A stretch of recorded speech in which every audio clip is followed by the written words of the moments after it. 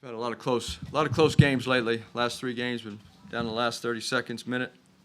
Very proud of our guys for coming back and playing as well we did defensively and not turning the ball over in the second half. And then some big time plays, winning plays. Obviously Keon's tip in, but B.J. Edwards, who's really sick right now, didn't think he was going to play. That block shot he had, and Matt Cross's offensive rebound, and Carrio was terrific. Boopy hasn't played for over 3 weeks, and gosh, he was really good.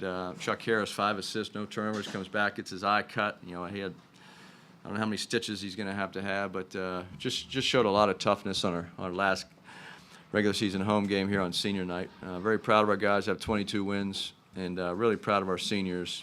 And just tell Keon the next time he tips the ball in with 3 seconds, there's still 3 seconds left in the game. He was signing autographs already before he, and they're racing the ball down the other way. So someone mention that to him, please. And do you consider that one of those larceny type wins, where they had the lead for 35 minutes of clock time in this game, and you guys didn't even have your first lead until inside of the under minute. I mean, the way you guys, you kind of look at that. I've never heard larceny before, but it's and when you go 13 to 27 from the foul line, I call this a very fortunate win because we missed 14 free throws, but once again we had a chance to win on Saturday, and we went 0 for 5 with our best players missing easy shots against Stanford, and Cal we made a couple, and so this league's tough. You know, when we get in league play, and Syracuse played an outstanding game, they were making everything early, and their guards are very good, and they're big guys. So, sometimes it goes your way, and tonight it went our way because our guys defended the entire second half, and we did not turn the ball over. Is that in that final minute though? That's where you see what your point for having him out on the floor, what it means at crunch time? Well, we wouldn't have been able to come back down 12 without Boopy. He was great. He controlled the game. He pushed the pace. He was very disruptive on the defensive end, especially in the second half. And we're just a totally different, especially with BJ being sick today. If we didn't have Boopy, we would have been in big trouble. So we're just a different team with him. Now, we were 19-5 when he went down with his injury, and then went 2-3 without him, and we needed him in those couple big home games we lost. So we're happy to have him back. Hopefully BJ will be healthy, and we can go in Saturday to Tallahassee with a full roster or as close to it. You certainly had games earlier this year where you ran some teams out of the gym. When you have a night like tonight where you're not making a lot of free throws and you had to claw and fight your way back, is the gratification in this kind of win different or better in any way? Yeah, this is a very, very gratifying win because the reason we have 22 wins right now is because these guys have been doing this over and over. And we 7-2 on the road. We've won a lot of road games in this league by grinding it out defensively and really improving defensively throughout the season. And our first half defense, they were making a lot of tough shots, and then the guy banked it in off with no time left at the end of the half, and it just seemed like everything they were throwing up went in. And so sometimes that happens, but our players, they came together at halftime, and we just told them no matter what the score is, you have to defend at a higher level than we did in the first half, and they did that.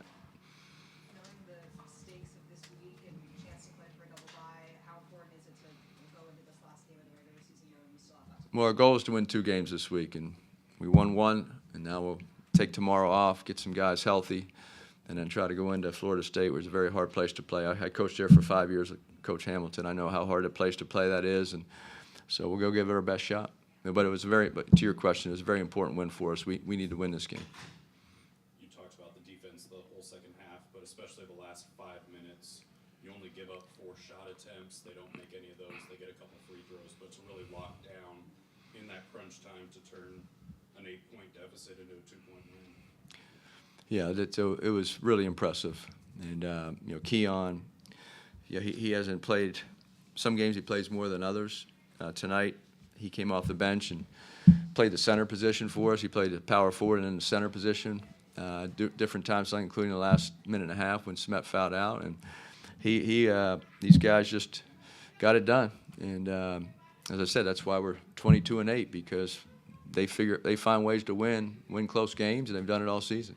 Speaking of the end of the game, with it being senior night in such a high-energy environment, there were definitely opportunities for your players to let the emotions get the best of them, but they didn't. What can you talk about? Well, I think when you miss 14 free throws, it's like becomes contagious. And we had good shooters missing free throws. Boopy missed a front end, and Carrio's 87% in league, and he went 1 for 3, and BJ went 1 for 4, and Boopy went 3 for 6, including the front end of a 1-on-1. Smet was 2 for 7, and we're a very good shooting team. I think we're top 15 in the nation in three-point percentage. We're shooting 49% from the field, and the free throw is 73 for a team. So it's very unusual, but we've had 2 games at home, ironically.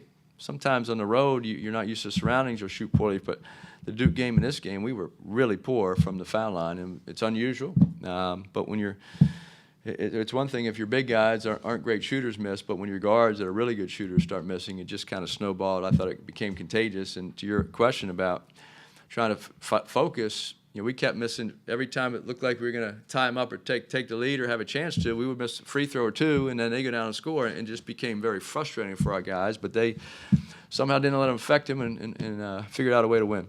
Keon's a guy that has been around this program now for a few years. What could you tell from his reaction and just that moment, what it meant to him to deliver that? Well, it said it all. He tipped it in and started running towards the stands to celebrate and sign autographs. So I guess that's all you have to know. And then someone said Keon, and then he turned around, saw the ball going towards half court, and decided to get back on the court. So thank goodness the guy didn't make the shot. But Keon is a captain. He's a leader. He's high energy, and the thing about he does it every day in practice, what a lot of people don't see. And he comes off the bench. He started a couple games early when we had injuries, and so he is just a guy that we know that when we put him on the court, he's going to bring us great energy and help the team in some way. You mentioned Chuck Harris taking the shot above his eye, and he came back with the bandage. He missed his first couple shots.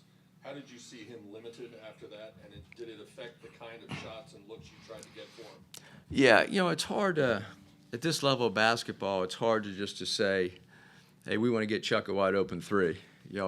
And so the impressive thing about our team, we have 6 guys averaging double figures, and we lead the ACC in scoring. And Chuck had 5 assists and no turnovers. He had 13 points, and that big 3 he hit in the corner was huge for us to help us come back. But he's really improved as an all-around guard. So even when he's not making shots, he can help us win. And as I said, 5 assists, no turnovers. And that one pass he had to Smet for the and-one on the we ran a side ball pitch back, and he threw that perfect pass to Smet. He probably missed a free throw, so it's probably just 2. But those are plays that Chuck has really improved on throughout this season and has become a very, very good player. The emotions of tonight for your guys, coupled with what's going to happen Saturday night for Coach Hamilton and the Seminoles, going through this emotional experience, does that help potentially? I think this gives us confidence to go in and play great on Saturday. I think we're going to play great on Saturday. Whether we win or not, who knows? We just have to compete. But I feel great. I think they'll have a lot of confidence. We'll take tomorrow off, and Thursday they're going to show up with smiles on their face, knowing that we have 22 wins and we have a lot to play for.